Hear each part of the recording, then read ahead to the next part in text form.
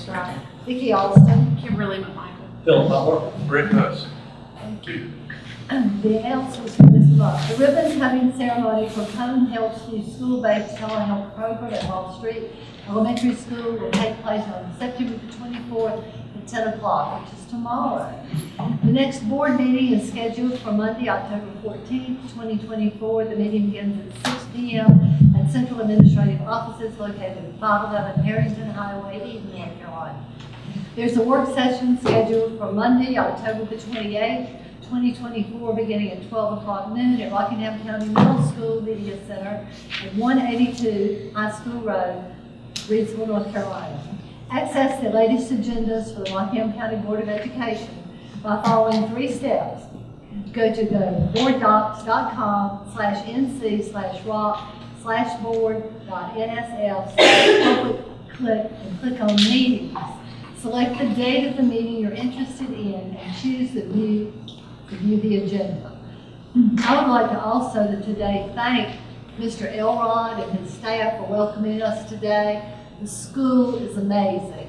We are so impressed. Everything is wonderful. We also would like to recognize Summer Moore, who is the city manager for Reidsville, and also our mayor, Donald Gore, who is with us today. Thank you so much for taking the time to be with us. I would like a motion now to approve our agenda. Madam Chair, I move to approve the agenda. Do we have a second? A second. All in favor? Aye. Okay, so we'll move along to our first action item, beginning teacher support program. Good afternoon, Madam Chair, members of the board. This afternoon, I'd like to introduce our teacher support coordinator, Mariah Callahan, and she will be presenting the beginning teacher support plan.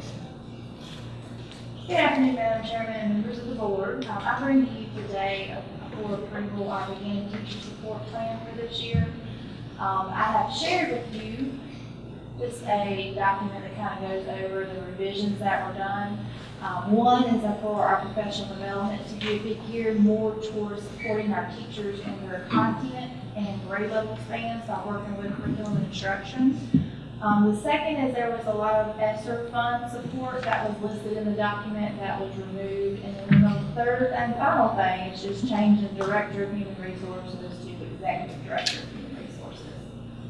I also shared a board update with other information as well regarding our beginning teacher program.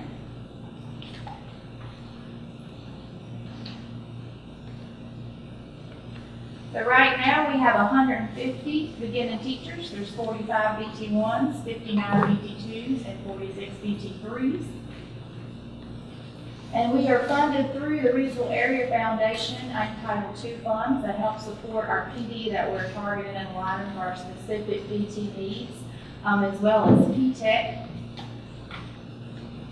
And the support of our lead mentors are in collaboration with our assigned mentors at each school. Financial materials for support for required tests that they may take, like the Praxis. The North Carolina New Teacher Support Coaches through UNCG typically support 25 BT1s. But this year we were able to gain 16 additional slots for that. So almost all of our BT1s have a UNCG coach that works in collaboration with them.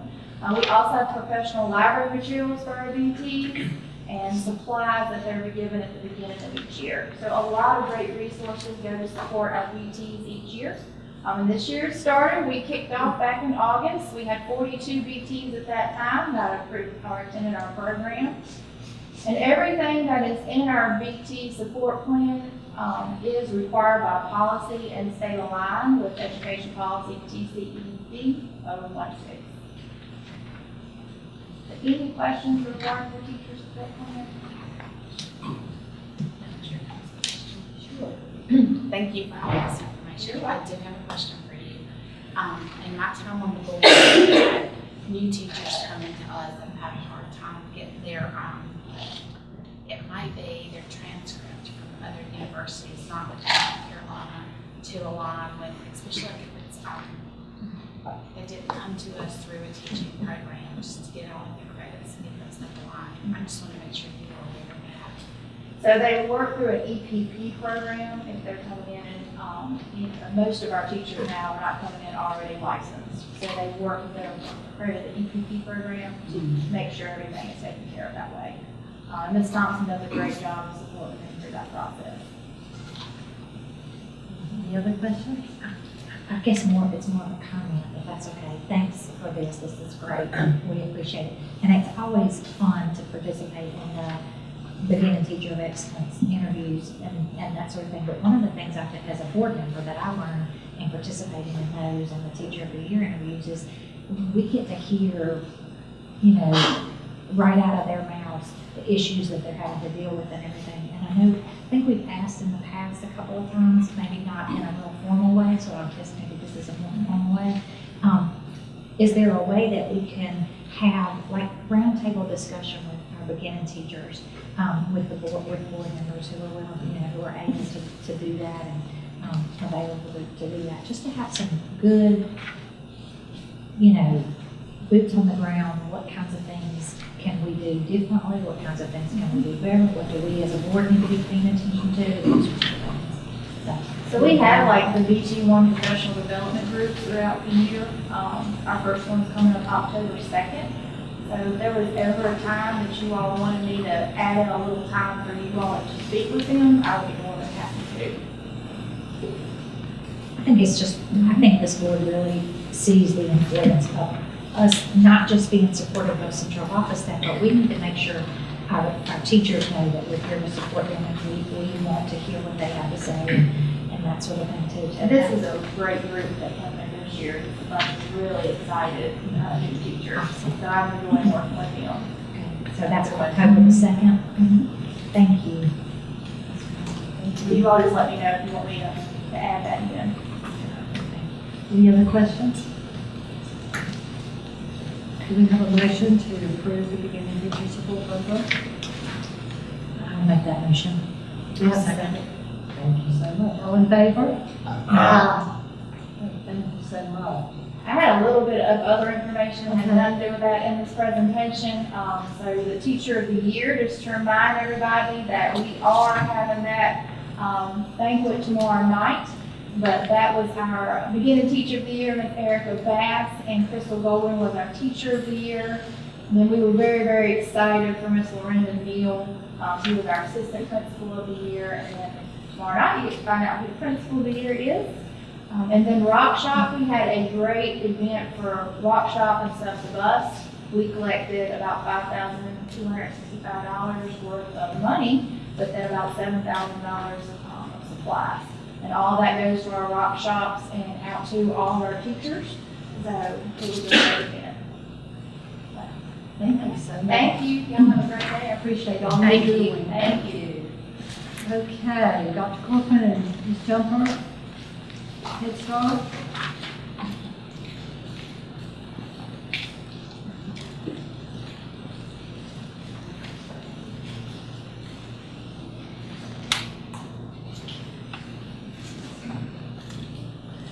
Madam Chair, board members, and Dr. Faber. This morning, or this afternoon, I should say, I guess now, our esteemed group of Head Start staff members are going to be presenting. Yes, ma'am. We just want to wish you a happy birthday. Very nice of you. Thank you. So they are here. I'm going to step out of the way and let them do what they do best, but they are here today to present this information. Ms. Wesley, certainly want you to come up. You've done a lot of work with this, and Ms. Parker too, so please, you ladies come up here.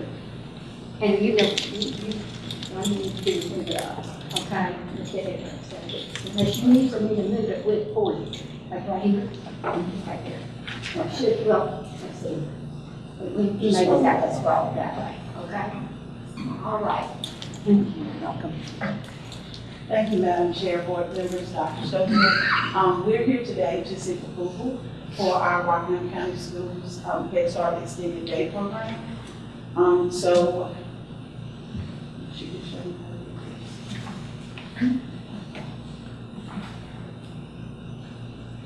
to do this. Okay. So the rationale for the program, in our Head Start performance standards, 1302, point 11, it says that we need to take into consideration the work schedules of our families and their need. So for several years, as Michelle Wesley, who is our family service manager, as they take enrollment, as they take applications, families were concerned, and some families were not able to actually take advantage of our program, even though they were eligible, because of the hours of the day of the program. Like we said, we have been thinking about this. I know a couple of years ago, Andrea Barker, we talked about it, and she started the process. But because of other pressing needs in our program, we kind of put that on hold. And now it has come around again. So the objective would be, what we would do, the extended day program will increase family support. When families are able to go to work and not worry about where their children are going to be, that helps them to stay on their jobs, to create what we call the self-sufficiency. Also reliable, high quality care, and then it will also reduce the transition from home to school. Some parents in the past were having children picked up by child care centers, so that's another transition, and then they go to the child care center, and then the parent will pick them up. But if we have our extended day program, then what happens is they can stay with us until parents come and pick them up, and so that takes the worry off the parent, and it also increases that continuity of care. So our partnerships and collaboration, Michelle Wesley has worked tirelessly over the summer calling and being on hold and leaving messages and just doing that footwork that, Andrea and I were not able to do. So we collaborate with the Department of Social Services and we collaborate with the Department of Human Services in Raleigh. And so with all of that work, we were approved to receive subsidies. We know that some parents will not be able to afford to pay for this service out of their pocket, so we wanted to be able to provide subsidies. So the operational details, the program will operate from 2:30 to 5:30.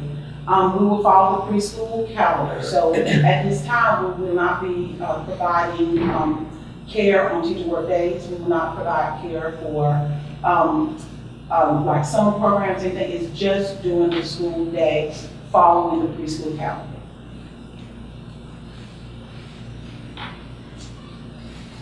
So some of our operational details, the staff requirements, recruitment of qualified personnel we will take them from the Head Start substitute pool. So for child care licensing, our substitutes have to go through more rigorous qualifications than the substitutes that are in like the regular schools. Because they have to have their credentials. If they're working more than 10 hours a month, they have to have their credentials. So they go back, they get their credentials, they have the background check, they have everything just as a teacher assistant or an employee in the classroom. They have their file, they have their TB test, their physical, everything that licensing requires. So with that, we will pull from our pool. These people understand the children, they're already working with the children, they're already working in the program. We don't have to do any retraining, so we will pull from that pool and to service this extended day program. We will also talk with some of our teachers to serve as alternates in case someone is sick and can't come in. So we will also, have someone on standby for that. Andrea Barker and Michelle Wesley will be heading up this program and monitoring it and overseeing it. So they will be doing that. So our financial considerations, our parent fees are $50 a week. But after, this might change, after talking with Janita Davis at Department of Social Services, we know that if we charge $50 a week for a parent that's paying out of pocket, it really would not sustain our program. So that is still in the works. We're trying to work with them because what she recommended, we felt like it was kind of high, that the price was kind of expensive. The registration fee will be $20 per child. If the children have subsidies, even though we charge $50, we're saying that we're charging $50 a week, subsidies will pay $486. Regardless of what we charge, that's what they're going to pay us. So with that $486 amount, and this is for a 3-star facility, because Lawsonville at this time is a 3-star facility. So with $486 for 8 months, and they start in October, and we're gonna end in May, that would be $58,320. Now, if we have parents who are paying out of pocket, that would be half that, it would be less. So we're hoping that most of our parents will use subsidies, because they do qualify, because they qualify for our program. The staffing expenses, we rounded that up to about $20,000, because the staff will be making the base pay for what they're making now as substitutes. They'll still make that amount, and they will be working 3.5 hours a day. And so that the total expense that we would make, that we would bring in, will be $38,320, and that will be for our program, and that will go towards our non-federal share that we have to come up with every year. So our next steps is setting up enrollment, talking with the parents and helping them apply for subsidies, finalizing the staffing. Our launch date hopefully will be October the 1st. Officially, hopefully, that's our plan, to start October 1st. What you have in front of you is the handbook that Michelle, Wesley, and I now, we try to align that with the before and after school care at Rockingham County Schools, because we want our programs to align. We don't want to do something different than they're doing, because we want to align with the district's policies and procedures. There are a few things that have changed because we are preschool. So some things like the discipline policy, the expulsion policy, we don't have an expulsion policy, we can't expel preschool children, but we have plans in there. Also just, and everything else kind of aligns with the school district. We thank the award for sharing their handbook with us. She shared a lot of information with us that we built upon. Also, you will see the application we will use for the families that are applying for that.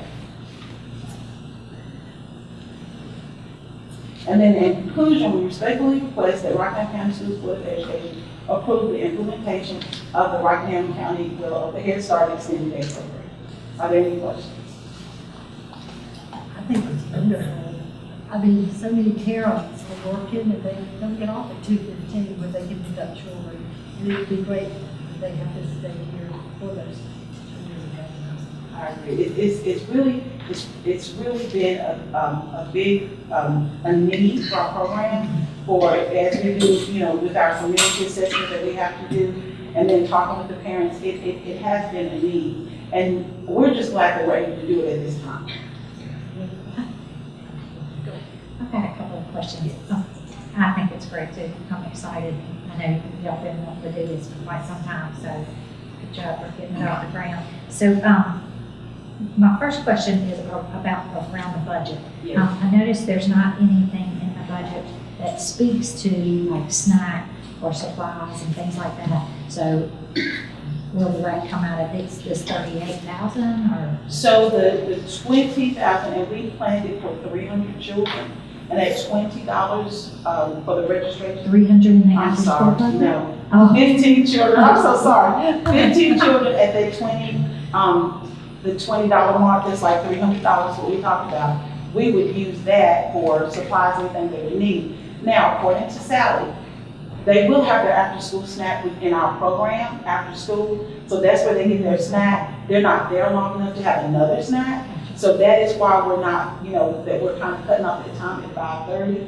A lot of things that, according to our, Sally Allen, our licensing consultant, we do not have to do because we're already established. If we were running later to like 6 or 6:30, it would change all of that because of the hours in care. So we do not have to provide them an extra snack.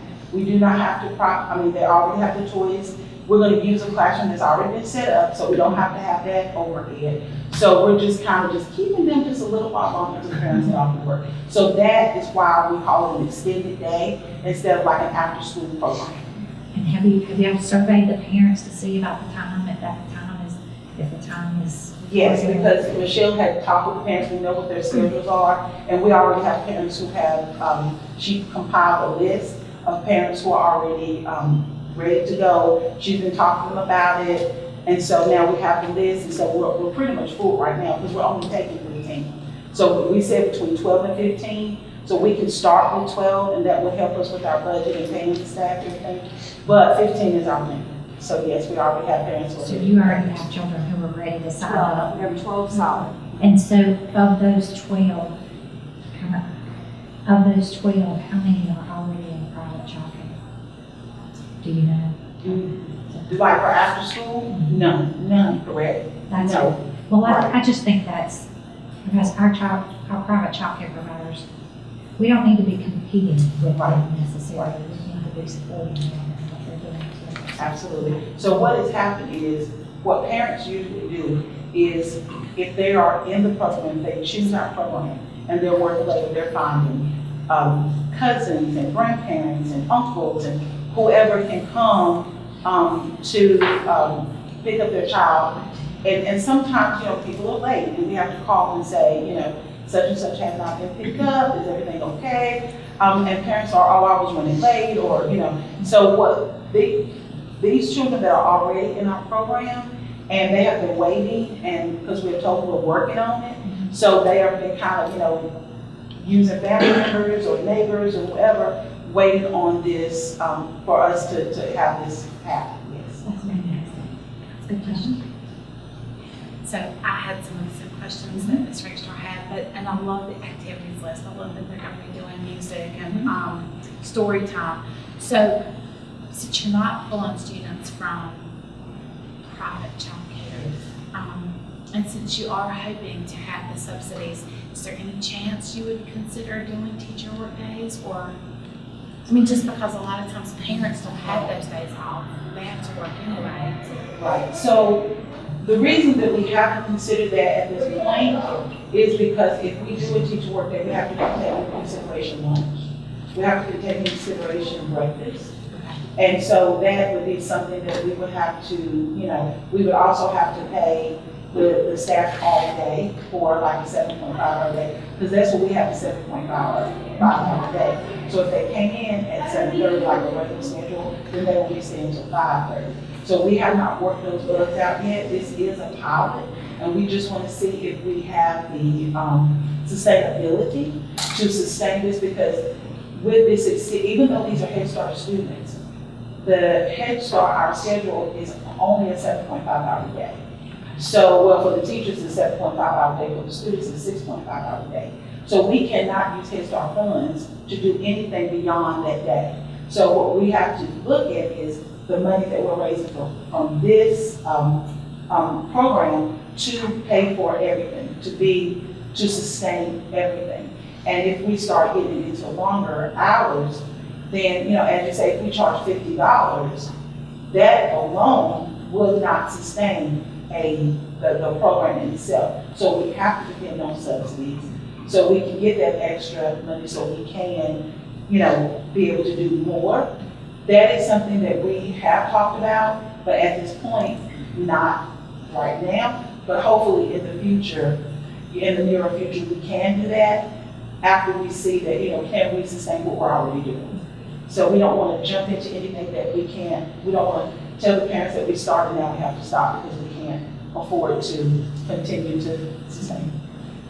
So that's something that it is something we talked about, and we've taken, into consideration seriously, because we understand the need. But if they were just in regular Head Start anyway, these would be that would be a teacher work day. And most of the time, the parents have like grandparents or somebody to watch the children on that day, because they know they already have the calendar, they can plan for those days. So that's where we are. That's kind of our rationale behind it, not providing that. But hopefully soon we will, as we move along this program and see where it goes, hopefully we will be able to do that. Well, this is exciting. I got one question. A while back, you came and wanted permission to do more advertising for Head Start. Did that work? Did that help? It does, because I feel like and Michelle Wesley can speak to that, because when we started using those billboards, our enrollment went up.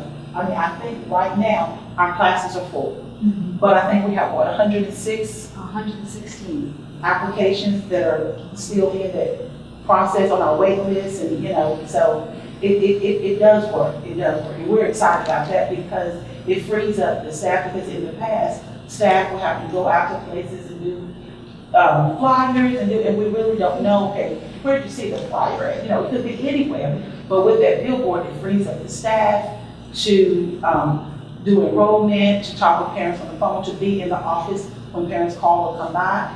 So I think that the advertising really works. And Head Start has to open full, correct? I'm sorry? I said Head Start has to open full. On that first day, we have to, before we have, now, Head Start Performance Standard says that we have to reserve a certain number of slots for homeless. Looking at our information, and it was on the policy council report, that we fill those slots except one next Stonewall. And I think at the end of the month, At the end of this month. is that 30 Next days, we week. have to keep it open, and then we'll fill it. But our homeless population is low.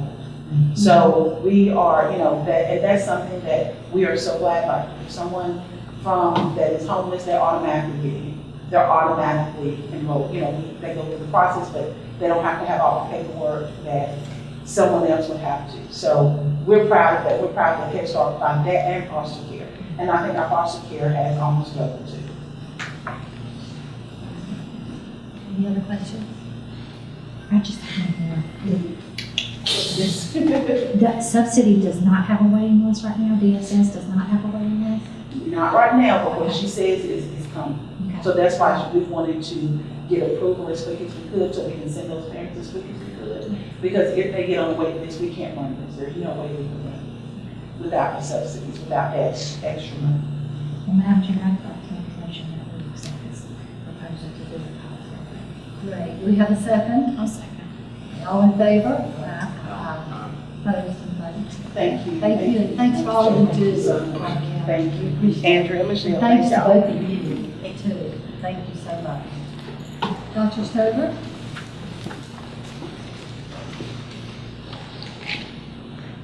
Good morning, board members, Madam Chair. I rise today because we need to select 4 delegates for the North Carolina School Boards Association Conference, which is scheduled for the 18th through the 20th, with the 18th and 19th being full days and the 20th being a morning session only of 7:30 or 7 to 9:30. So first of all, I guess we need to know, do we have 4 members that are going to attend the conference? Or 5? We have 4 members and an alternate. So is everyone planning on attending, or do we?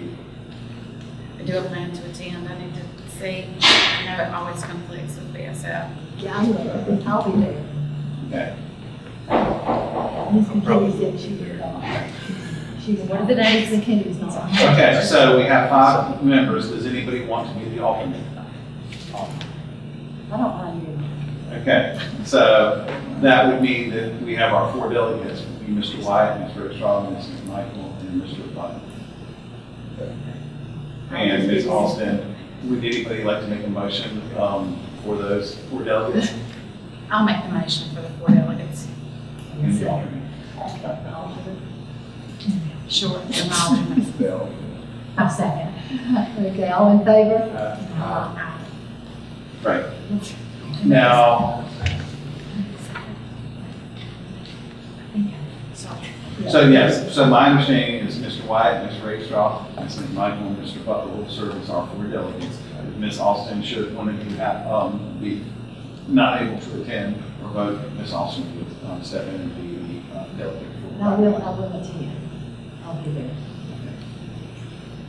Right, now, related to this, as we do for the meeting, we moved it from, there's 2 things that happen. On November 11th would have been our regular cycle of meetings. And then we always know that the School Board Association comes up. So we moved the meeting actually to the 20th of November, our regular scheduled board meeting. Due to a conflict that I have, I asked if we could either move that meeting to the 12th or move the meeting to earlier time so that I could attend a program that I'm a part of. And either one is fine with me. I know Mr. Butler has a conflict with the 12th. He's working. So if we could move the time to 9 o'clock in the morning for our regular meeting, I think that gets everybody. So that will be the 12th at night? No. The 20th at 9 a.m.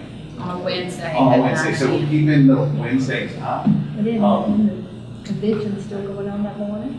It is, but that's usually the morning, and that's only one session, and I don't think that's well attended usually. Okay. But we could move that, So November the 20th at 9. and if we need to move it back to 10, we could do that too, 9 or 10, but. Okay. Just so you know, I'll be in Burke County at that time. But I'm fine. So I think we just have two choices, the one on the 12th, which would be the day after the Veterans Day holiday we're out, or we have the 20th Thursday. Would you be here on the 12th? Yes, if we That get it night, done, you'll be yeah. here? I can- Can we do it at 10? Sure, yeah. Can we do it the 12th at 10? Oh, shoot. But then that keeps Mr. Butler from attending. You'll So- put one up or something else. Yeah, so I guess it's 6. You can list 2 of us if it's on the 12th, sorry. Okay, then let's just, I would recommend with the 20th, because yeah, we don't want to. I can do it Wednesday, I just can't do Tuesday, Thursday. So it was originally, so we're really, what we're doing is just moving the time from 6 o'clock in the evening to the morning, 9 o'clock. We have a motion to move the meeting to the 20th at 9 o'clock? At central office. Yeah, it's central office, yes. 10 o'clock or 10 o'clock? 10 o'clock, it's fine, 10 o'clock's fine. Please let me get some coffee. Yeah, 10 o'clock's fine. 10 o'clock, okay. I'll make that motion today, move the meeting to November the 20th at 10 o'clock at Central Office. See that, okay. And that's a regular school. Yeah, the regular scheduled meeting. There will be no work session in November. Okay. Okay, we have a motion and a second. Everybody in favor? Aye. Okay, thank you. Okay, I have an announcement. It is with a heavy heart that we share with you that Mrs. May Booth, a speech pathologist from South End Elementary School, has passed away. Mrs. Booth has served the students at South End as their speech pathologist for over 30 years. Please keep the faculty, students, and their families in your thoughts as they navigate through this difficult time. So, let's do a moment of silence.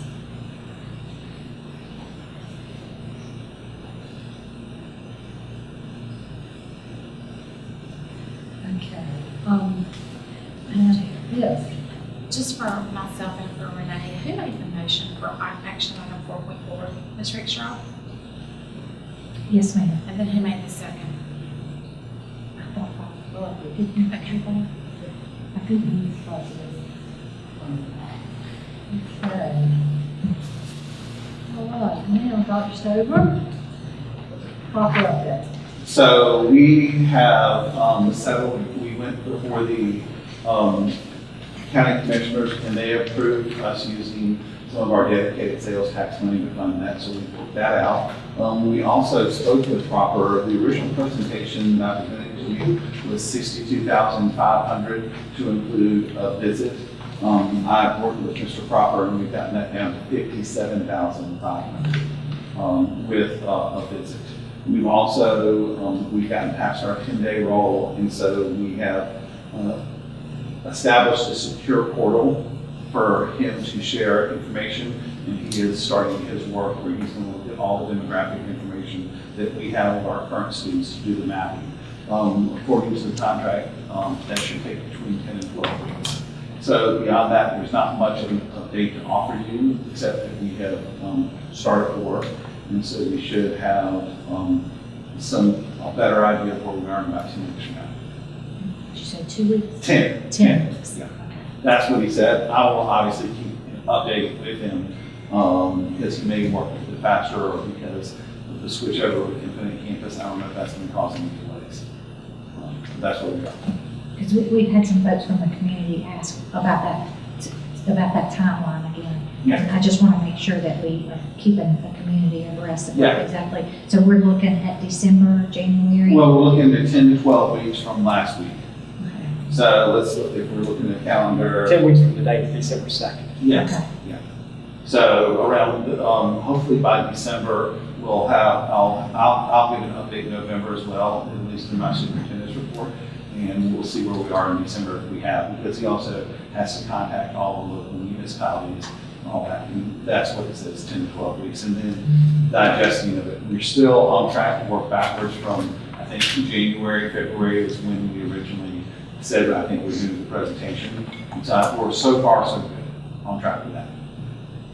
And that includes the recommendations for redistricting. It includes high-level recommendations for redistricting, which we can decide if we need to go in deeper. The idea is if we do any redistricting, we would have it all done by the end of the year. Have votes in time for us to make the changes. So, and Mr. Crocker understands that. Question. I'm sure the commissioners have asked you the same thing they've asked me. Is that study necessary? I mean, if it is, we do it. If it isn't, I don't know. This question has been asked me and I don't know the answer. The last time we did a study with ORA, since that time, there have been a number of approved developments that have popped up all over the county. And so I think really it would be an opportune time, just because the information from ORA is already a little bit dated, even though that was 2 years ago, a little bit over 2 years ago. And I'll make this comment too, and I think I made it when we were first talking about Cropper potentially being the group. I spoke with, I hope I shouldn't mind if I say this, but I spoke with our economic development for the person for the county, Rockingham, Ms. Cropper, and I was asking her the same question because I thought maybe they could do it for us. And she said that a group like Cropper would be able to do, I hope I say it right, historical projection. Am I saying that right? Yes, ma'am. So they're looking back at the history of what we have had, and then they're able to, based on that, make projections. And she said there was just no way she and her staff could do that. So she even said, y'all are gonna have to go with a group to be able to, that knows how to do that. Right. To make that. And then also the old formulas that have been historically used to predict, like this development will have this many kids per household. Those are becoming dated with the new economy and how folks are switching. And one of the reasons we chose Cropper is because they have a national perspective. They're doing this all the time across the nation, and so they have the latest information on what the national trends are. Okay. I was just, Yeah. for the sake of clarification, asking a question. Right. So probably this time we're going to have children in homes, right? Well, I can't promise that, but I hope we never have children in homes. But again, the two biggest reasons are there have been a number, since we had the last study, there have been a number of new developments that have been approved and are online. They haven't, some are coming on right now, and some are still in the, we haven't actually broken ground yet, but they are projected to. And plus with the new legislation, that might affect some of the projections as well. So I think it's an opportune time for us to take a look at it again. And hopefully we can also, the idea is to, if there needs to be any redistricting, we do it all at one time. Other questions? Thank you. Thank you. Mr. Hyler. Good afternoon, Madam Chair, board members, Dr. Stover. Thank you for the opportunity to be here today with you to discuss our 23-24 testing accountability results. Trying to be as thorough as possible, but also at the same time as painless as possible. So if you bear with me and stay with me. The purpose of this presentation is to go over our 23-24 data, our testing results from last year. Talk about our cohort graduation rates, look at our school performance grades for all of our schools, and then discuss our focus areas of improvement for the 24-25 school year. Some of the takeaways that we would like you to have are, despite facing adversity, the district continued to still make progress in student achievement. We still face absenteeism as an issue, teacher vacancies, larger class sizes. Results through this presentation continuing to inspire hope that our goals are attainable as a district, as well as each individual school.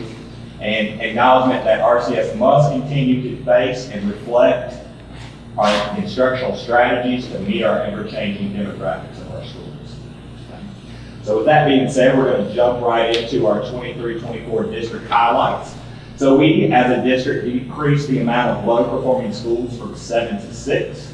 Our rate improvement over the past since 2021 has been higher than the state average of 4.9% for RCS as compared to 4.6% for the district. A shout out to our elementary schools, as 10 of 13 of our elementary schools either met or exceeded growth. Our third grade proficiency for last year was 1.2% higher than the previous year. Our fourth grade reading cohort data, that means the data that they grew from the year before as third graders, jumped up 8.4%. And our fifth grade reading increased at the grade level 2%. When we look at our middle schools, our eighth grade science was up by 1%. Our sixth grade cohort reading, that means they increased from fifth grade by 3.2% in overall reading proficiency. And our eighth grade math increased by 7.4%, which is higher than the state average at this point in time, so that was great for them. Our high schools, we want to recognize that our graduation rate is at 86.6%, which is a 2.3% increase over the previous year.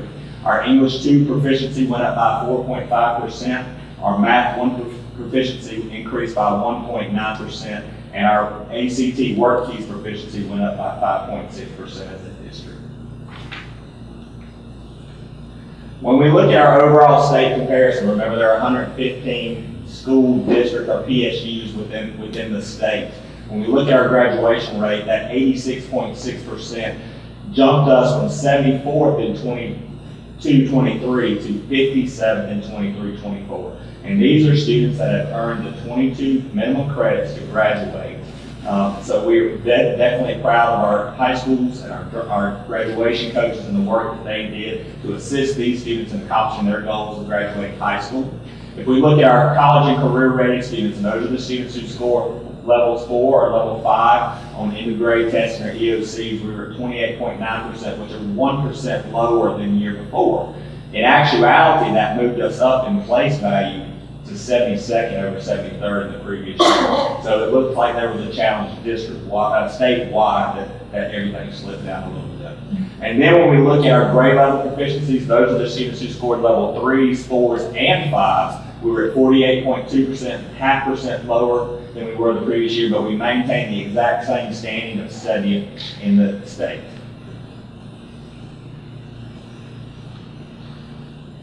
Here we'll look at our 23-24, just our EOG data from across all grade levels, 3rd, 4th, and 5th. The reading is blue, our math is orange, and then in 5th and 8th grade you can see the numbers for science as it relates to. Science typically is our best performing subject out of the lower grades of our EOGs, so you can see that there. When we start to look at, take a deeper dive,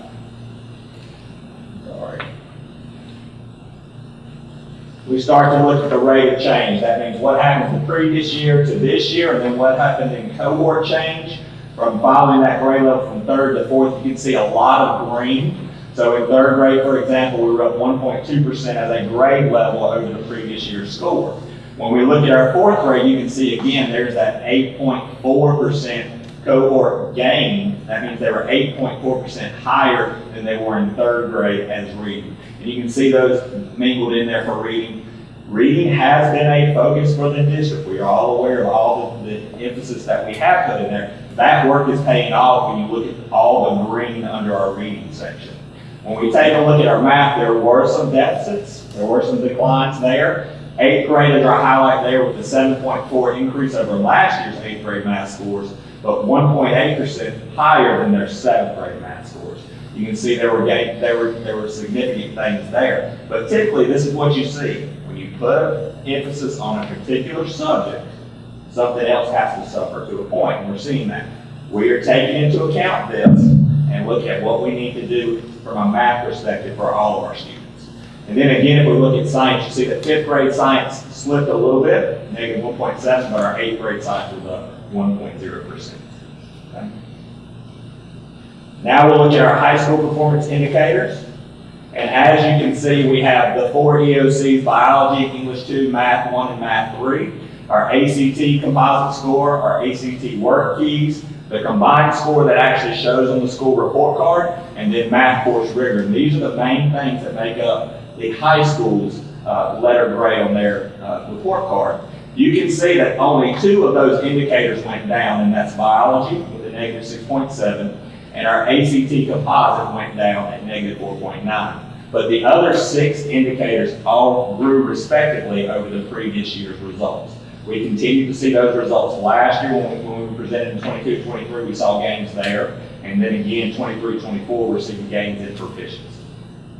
May I ask a quick question about that right quick? Okay, so the 80-20 that the state uses to do the scoring, is in the high school, is that still 80% their EOC score and then 20% these other things? No, ma'am. Okay. So all of these things make up the 80% for the high schools. 20% is the growth. And I have another slide later in the presentation that labels that out a little bit better. Yes, ma'am. Math 1 doesn't count for our middle schools, does it? Now, Math 1 does count for those 7th and 8th graders who do take it, stays there. Okay. If they take Math 1 in middle school, now when they get to the high school, they're now accountable for Math 3. That's what their score is for the school. Okay. Okay? Thank you. You're welcome. So now we can start to look at our graduation rates. And as I mentioned before, we were up 2.3% to 86.6%, which is a fantastic job of our students, our principals, our teachers, and our graduation coaches. We are very proud of this number. And as I said, this means that they met the 22 minimum requirements to graduate from high school and go out to the workforce. Okay? We also, at the same time, graduated an additional 4.4% of the students from last year as a 5-year cohort. So there were students who stayed with us who graduated as a 5th-year senior. So we're proud of those students as well. When we start to look at subgroups, we can see that there were significant gains in most subgroups. Males had a 4.8% increase over the previous year, which is fantastic for them. Got these students engaged in something in school that kept them there to work on those credits. In addition, you can see African American students, Hispanic students, white students all rose for their respective subgroups. Other subgroups were right around where they had been before, very close to their specific target there. So we are proud of these results in the district and where it puts us in the state. Moving forward, let's talk about growth. So every year, this is what takes a while for us to get our scores and our school performance grades. It's growth. The state takes all the scores from across the state and they put them on a bell curve and they look at how your school or your students grew compared to the rest of the state. The expectation, a year's worth of growth is a 0 score. Okay? And to meet growth, that means they grew exactly what was expected, 0. To meet growth, it's a range of negative 1.99 to positive 1.99. Okay? Anything less than negative 1.99 than that negative 2 and greater is going to be does not meet growth, which means they're not making actual progress. And anything above 2.0 and above is going to be exceeded growth. Okay? And it's redone every single year, and that's what takes so much time in order for us to get our school performance grades. Okay? As a district, this past year we had 7 schools that did not meet growth. We had 8 schools that met growth and 7 schools that exceeded growth. This is a perfect bell curve model and resembles the results of the state. When you look at what the state's results are, they're very similar, a bell curve that has equal amounts and does not meet, and exceed. Okay? Questions? As we look at how our performance has been over the years, Rockingham County Schools has had a rich history of meeting and exceeding growth. We have, if you look at the bar chart, you can see in 2018, we were well above the state average. Again, 21-22, well above the state average. And then in 22-23, we were below. In 23-24, we made gains again to be right at the state average. And if you look, our amount or our percentage of exceeding growth schools is higher than the state average based off of our results of this previous year. So we start to look at our elementary schools who met growth for this past year. We had 4 that met growth, and then we had 6 that exceeded growth, with 3 not meeting growth this past year. Give you a chance to look at those schools.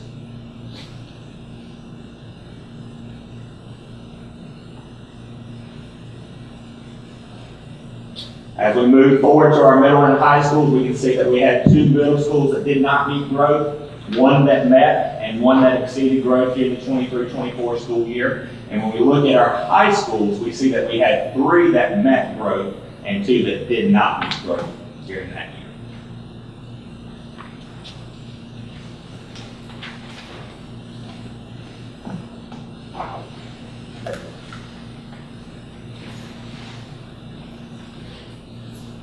And EBOS does us the luxury of even breaking it down, growth into subjects and grade levels and all the different aspects that we can look at in subgroups. So now we have just a overall trend data for last year. If you look at it, overall as a district, in reading, our schools met growth in the EOG. It was 1.17. And when we look at math, we met growth as a district, negative 1.62. To highlight some of those that did very well, if you look at 5th grade reading, the 5.0 in 4th grade reading, it exceeded growth overall. Look again at the math, 5th grade in reading, they exceeded growth. When we look at math in 4th, 6th, and 8th grade, those are fantastic growth numbers for our students and our teachers that were performed. In science, you can see we met in both standards with a 0.81 in 5th grade and a negative 1.21 in 8th grade. And in high school growth, we took a step backwards from last year. Last year, I stood up here and reported that we met growth in all of these subjects, and this year we did not. The difference with high school, in elementary, when you look at those grade levels, all the 3rd grade teachers typically get a growth score. All the 4th grade teachers typically get a growth score, and so on and so on and so on. When you start to look at high school, you're looking at a small amount of teachers teaching a large number of students because they teach for semesters for a long time. So we had some impact there. We're already looking at how we can adjust this. But mind you, we showed you negative growth numbers, but proficiency still went up. So it's the balance of the two. When we start to look at our subgroup growth, you can see that I've provided the different subgroups that we have across the district. Our Hispanics group excelled last year. Our white subgroup excelled last year. We had some issues with our academically gifted students growing overall in reading and math.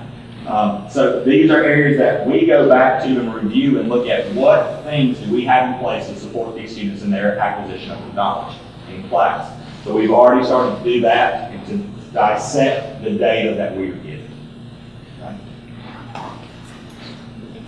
Question? Yes, For the ma'am. AIT students, do you have to break them down by school as well? Like, do you have some schools that showed growth and? So it's interesting, when you look at it from this perspective of the entire district, it shows all these negatives. When you actually start to break it down by school, it's not as significant as what you're seeing here. They use what is called a standard error. And when you divide by standard error, which is a decimal, it makes these numbers inflate exponentially. So a standard error might be 0.2 when you're looking at the whole district, 0.3. And when you divide that into what the actual growth is, but yes, we have looked at it by every single school, and it does not indicate the same numbers that you're seeing on the screen. Do we have schools that need work? Absolutely. Have we already started talking about what we can do with these schools? 100%. Okay. Other questions? Just one. Did you say what the dark blue was? They exceeded. Yes. They're over that 2 threshold, so that subgroup right there exceeded at a 2.08. Yes, ma'am. So I'm saying this, but based on your graph, it looks like we have done a much better job of closing the disproportionate gap for graduation. We still have some work to do in efficiency. Yes, yes. And let's talk about the difference between graduation. That's putting the work in on a daily basis and showing up. That doesn't necessarily mean that you're going to pass the test at the end of the time, right? That's meaning that you're coming, which is a durable skill that we look for, teaching kids to be consistent, resilient, show up, functional, do the work they're supposed to do. It doesn't always translate that they're going to pass the test. And that's what we continue to work on as a district, and the entire state continues to work on. Right? And how about growth? I'm sorry, I know you showed us that graph. It just made me popped into my brain. How are we looking on growth when it comes to, have we gotten any growth? Growth? Yes. we continue to do a good job with growth. And if you could go back, if I had a chart comparing last year's growth numbers to this year's growth numbers by subgroup, they were polar opposites. There was way more blue than there was red. And that's the catch. Once a student exceeds growth, right, now they're expected to move even higher the next year. They're supposed to be that much more advanced. And that's not necessarily always the case because it's a year by year target, right? That's the catch-22. Does that make sense? It does. It Okay. does. Other questions here? We can talk later if you'd like to. So as we continue, then we start to get into our school performance grades. And this is just to make everybody aware. Well, this is the 2018, 2019, and that was pre-COVID numbers of the amount of A schools that Rockingham County School and the state happened. And we know what happened in 2020. And then we know what happened in 2021, that a lot of the letter grades dropped. We are starting to get back to the same situation that we had in 2019. There's still work that has to be done, but we're a lot more closer statewide to the amount of A's that we had, the amount of B's that we had, C's, D's, and F's. So that gap that was created then is starting to close, and I just wanted to give you this as a point of reference. Okay? When we look at school performance grades and we start talking about what are the elementary indicators for their school performance grade, it's their reading and math assessments, their EL learning progress, and then their science assessment. That is what makes up the 80% that they're held accountable for. For high schools, it's reading math assessments, EL progress, their biology score, their 4-year cohort rate, their ACT work keys combined assessments, and then their math course rigor. And that's the amount of students who take and pass math by the time they graduate high school. Okay? Both have, for 20%, it's their EBOS growth. For elementary, it's reading, math, and science. For high schools, it's only reading and math. Science is not included in the high school model. Okay? So when we look at our letter grades, you can see the assignments there. We had one school that was labeled as an A. We had one school that was a D. We had 12 schools from elementary to high school that were labeled C schools for the 23-24 school year. We had 7 schools that are labeled as Ds, and we had 1 F school for the district. Okay. And mind you, even though some of these schools are D schools, they still exceeded growth, which takes them out of the low performing status. Okay? So we only have 6 schools, even though we have 8 schools that are labeled D or F. Okay? We only have 6 schools that are labeled one. That are considered low performing schools. Yes, ma'am. So you can see the history from 2016, 2017 across the board. We've been higher. We've had more B schools than we have in the past. But it tends to follow a trend that once we get one school to a B, more schools come on the next year. So that is the goal for this upcoming school year, 24-25, that we move more schools. And we have a lot of schools who are very close. We have a lot of schools that are very close. This next slide, it took some work. I want to go ahead and explain what this is. So we look at our achievement, what makes up that school performance grade. So that's the achievement, which is the second column next to the school's names, and that would be what their overall achievement score was compared to what they did last year, 22-23 to 23-24. Then we compared their growth change. What did their growth do from 22-23 to 23-24, and then what happened to their overall performance grade? The last column shows what their label was for growth, be it not met, met, and what they became is the second. So, for example, our first school up there is Bethany Elementary, and you can see that their achievement went down -2.9. Their growth went up 4.78 points from the previous year, and their school performance grade went up 2 points. Okay? They moved from a not met status to a met status. And as you look at this chart, everything that green is a positive for those schools. They moved in the right direction. Okay? They're headed in the right direction. If you see red, that means they had a slip. They went backwards a little bit as compared to the previous year. But I'm going to point out a school like Lincoln. Their achievement went down 0.8. very close to where they were the year before, okay? Their growth went down negative 2.72, which caused their overall school performance grade to go down 1. However, they still exceeded by state standards. Their letter grade didn't change. They still had, even though they had some numbers that came in lower than what it was before, okay? We can look at our high schools and see the exact same. We see way more green from the work that our schools did during 23-24 than we see red. Okay? And that's kudos to them and the work that they are putting in.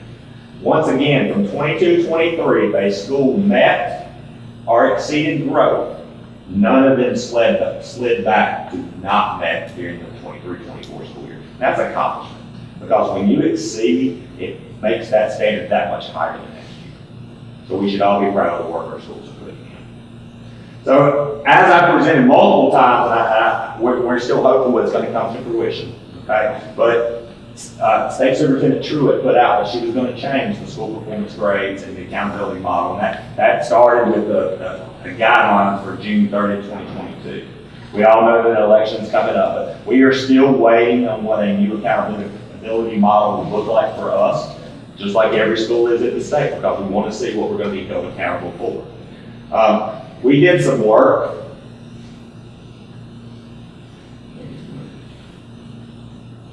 We did some work to compare what an 80-20, which is what we're held to, compared to a 50-50 would look like for our district. And if you look at it, we maintain A, one school, but our Bs go from 1 to 7. That's a huge jump. Okay? You look at our Cs and they go from 12 to 11. Our Ds go from 7 to 2. Our Fs stay at 1. Okay? But just the amount of low performing schools drops from 6 to now 3 that we have to focus on from that standpoint. Our next slide demonstrates what the actual score would be and what that change would be. And it ranges from negative 2.3 for a very high achieving school to all the way up to 13.8 point difference if this change was implemented for our schools. Okay? The number of low performing schools, as I mentioned, would be reduced by 5.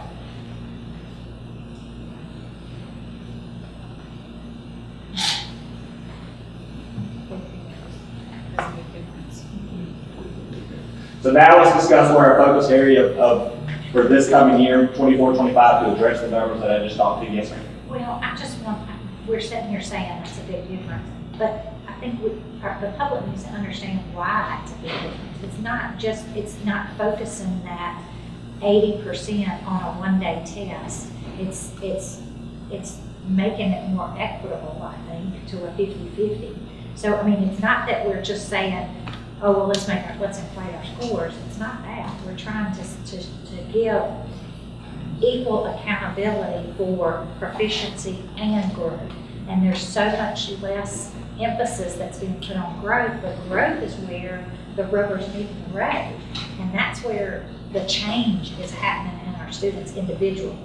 And so I just think the public needs to understand why we say that's a big difference. It's not we're trying to blame them, it's trying to look at the reality. And one thing the public also needs to know is if you look at all the state models for growth, accountability, and letter grades, North Carolina has one of the most rigorous, with the 80% of achievement compared to the 20%. If you try to compare state to state to state right now, there's no comparison, because in some cases, it's 20% to 40%. It's completely flipped. There's more accountability put on the actual growth and moving the student from point A to point B, rather than whether they come in that day and take a good test, right, and score proficient.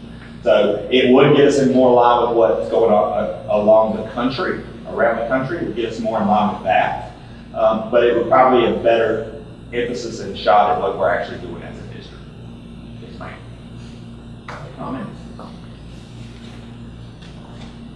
So now let's talk about what we're doing for 24-25 to address the numbers that we just showed. So the first thing is we do have our ELA adoption for 2nd through 8th grade. It's going to be a major focus for our district, putting in the lesson plans, the pacing guides, and making sure that we get our students, make the most of this valuable resource that we have, right? The second is statewide, there's a new science adoption standards for 5th, 8th, well, every grade level, but but also a new assessment for 5th, 8th, and biology.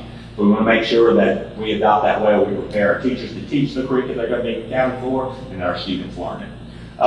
We have secondary school engagement PD mini-series for our middle and our high school teachers, because we want to engage our students.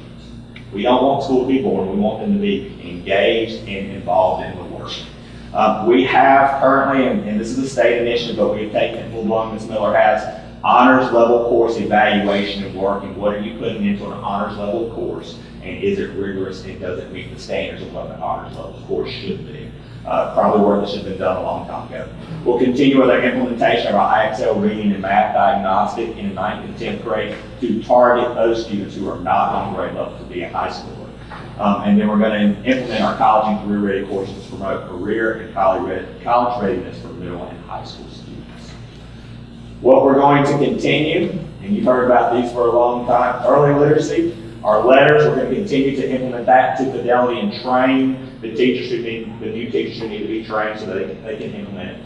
We're going to get to this year in 24-25, the first third grade that has gone to school uninterrupted since COVID. That's great. We just gave them the Vol 3. We're excited about the results we got there. We're excited to see what the results are going to be. Also, these teachers have been trained in letters. They've had multiple years of teachers trained in letters and implementation, so we're excited to see what's going to happen. And Mr. Hyler, the VOC 3 is the beginning of grade test for third graders, is that correct? Yes, sir, that would be correct. Apologize. I get stuck in my acronyms. Can I ask a question? Yes. Will we be updated on the results of that? We possibly can in the future meeting, yes. I can say that we had more students proficient this year than we did last year. So on that beginning of the year versus the end of the year, did you see some growth or is there some loss?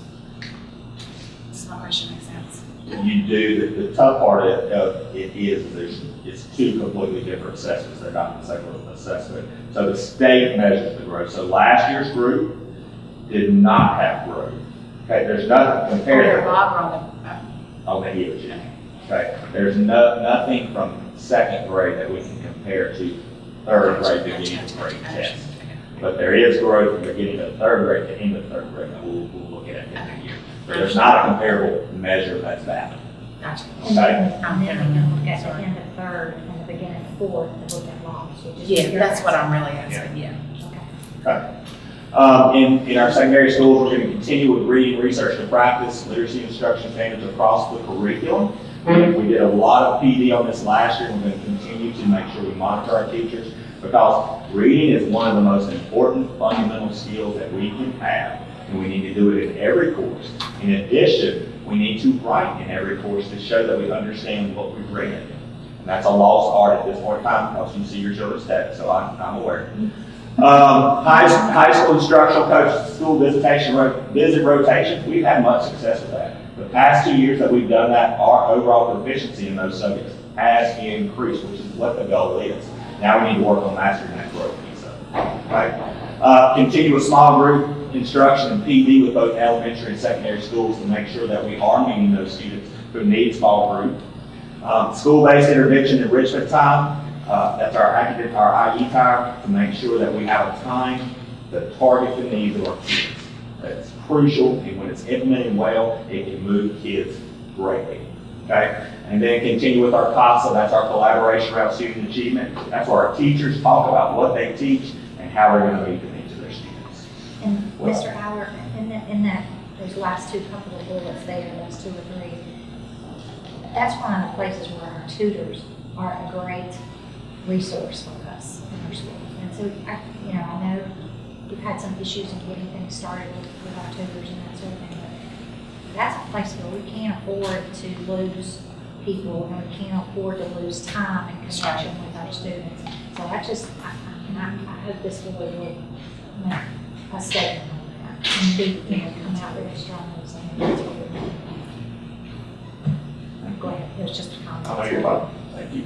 And with all the data that I presented this morning, this afternoon, are there any questions?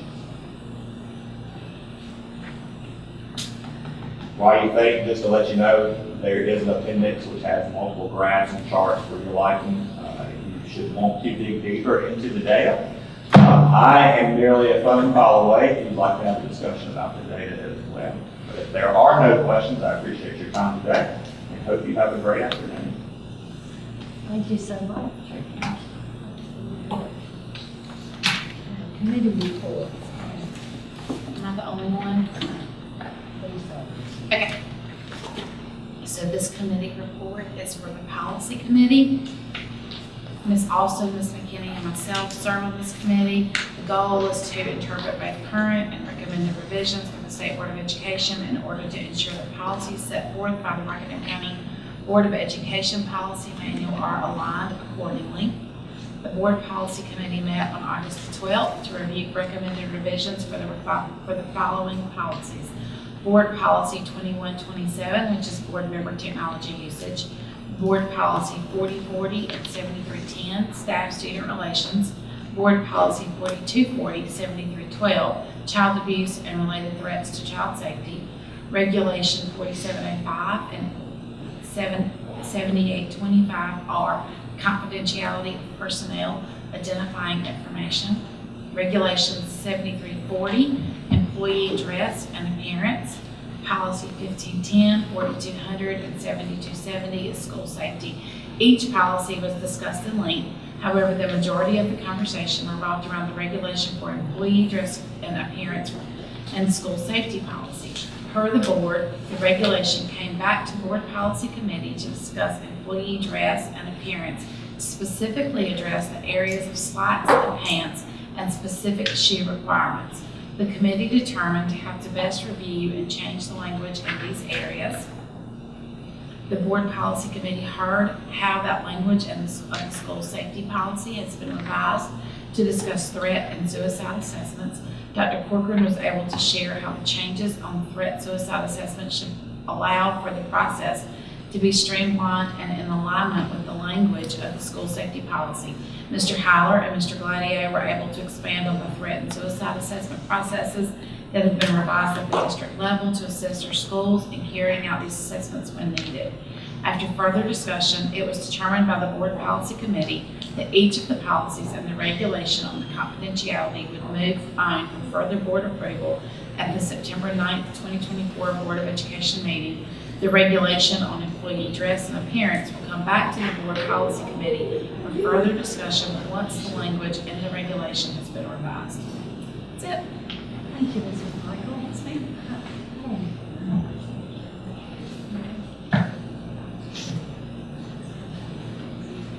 Well, I was just gonna say something about, I don't have an actual formal date, sorry. But we are, gonna, at our next meeting, we're gonna be discussing the facility use, amounts, and we're gonna be discussing, whatever happened. The RFP. The RFP, thank you, the RFP for our interest bearing accounts, and, I think that's all. And Thank you, Mr. Strauss. Next, can Mr. Bowler read our statement for the closed session? Madam Chair, I move that the board go into closed session to discuss confidential personnel information pursuant to General Statute 143-318.11A1 and 6, and to consult with our attorney to protect the attorney-client privilege pursuant to General Statute 143-318.11A3. Thank you. We have a second. I'll second. All in favor? Aye. Thank you, Tina.